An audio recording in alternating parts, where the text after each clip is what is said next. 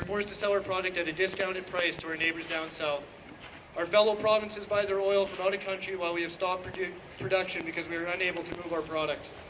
We have what everybody wants, we sell it for a fraction of what it's worth, while our family, friends, and fellow Albertans suffer to make ends meet. Our current federal provincial government has shown no plan, fake provinces, and no support for families in Alberta. We are hard-working Canadians. We deserve to get a fair price for our oil. We deserve a solution to this drowning economy. We deserve a new pipeline. Albertans are willing to make the sacrifices, work the long hours, and be away from our families. In return, we have shown no dedication from our government in making it more and more difficult for us to see any progress with a new pipeline. We need to stand up for this industry, stand with Albertans, bring businesses back to small towns, get a pipeline built, get Albertans back to work. I'd like to introduce our MLA, Jason Nixon, representing the electoral district of Rimbey, Rocky Mountain House, Sundre, to say a few words. So give it a round of applause for Jason.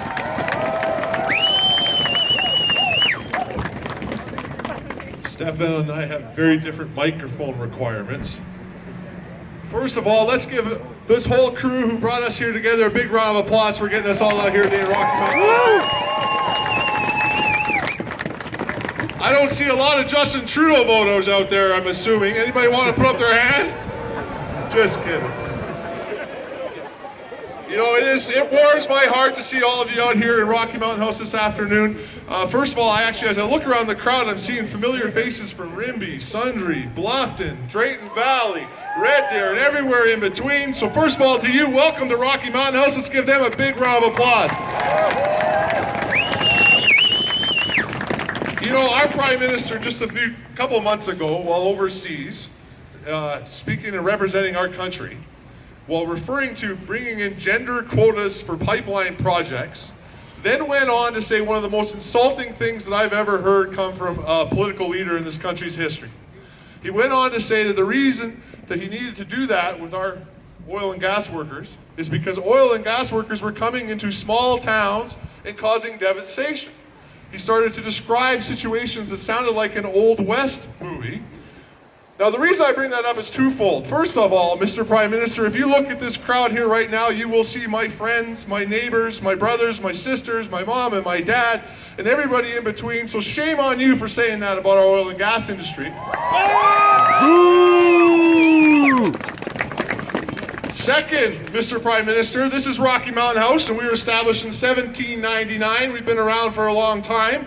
And I can tell you the only thing this small town is scared of is not oil and gas workers, it's you, Justin Trudeau. It's you and the federal Liberals. Yeah, you're right. We're not scared of you, Justin, because we're going to take some action against you, but the only person causing the devastation to small towns like Rocky Mountain House is Justin Trudeau and the federal Liberals. And Notley. We have a Prime Minister who thinks oil and gas workers devastate towns.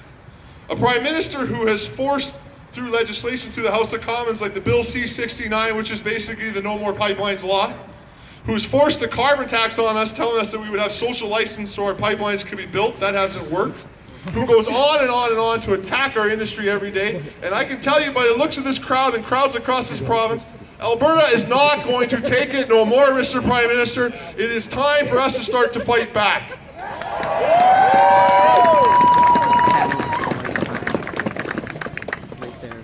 I hear the bailout. So what is the response from our Prime Minister as he starts to see protests across our province? He offers us $1.5 billion to try to buy us. Trudeau, we don't want your money. We want you to get out of our way and let Alberta succeed. We want you to let our pipelines get built, and we want you to stop attacking our energy industry.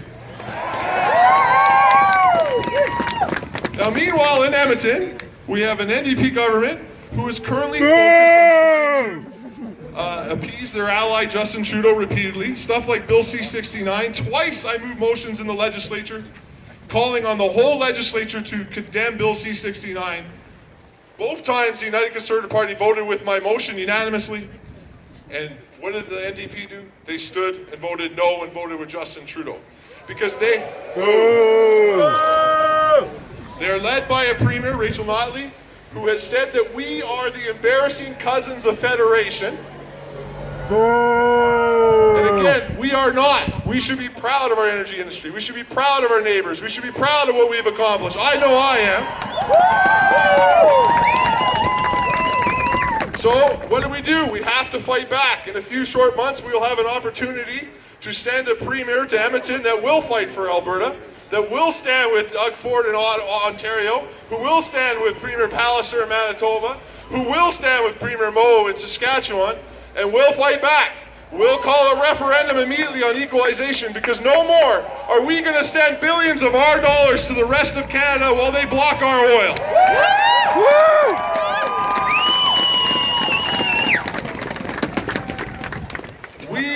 There will be consequences. BC, who has blocked Trans Mountain for so long and caused us so much trouble, we have passed Bill 12 finally, which is the shut off the taps legislation. And as Jason Kenney always says, the mayor of Vancouver wants a carbon-free economy by 2040. If they keep this up, we're going to give them one by 2019. Turn off the tap! With all that said, I want you all to know, though, there is hope. Look at everybody who is beside you. This is what makes our province great, not politicians that come or go. It's Albertans. It's our neighbors. It's our friends. It's our families who make this province work. And in a few short months, you will have an opportunity to send a clear message. You see, Justin Trudeau and Rachel Notley have to come back, and they have to face the boss soon at the ballot box. The boss is you. And if they're not going to fight for our energy industry in a few short months, let's make it very, very clear and make it that they are fired. And we will replace them with people that will fight for our oil and gas industry. The last thing I want to talk about while I'm up here is these foreign interest groups that are raising money tax-free in the guise of charities, that are fighting for years against our great energy industry. That has to stop. First of all, our leaders of our oil and gas industry, the CEOs, need to step up to the plate and start fighting back and defending those that work for us. But we need to change the law to make sure these foreign interest groups can no longer attack our energy industry. We need to take them to court. We need to hit them in the pocketbook. We need to sue them. We need to make sure they don't have charitable status no more, and to defend this industry. Thank you for all you do.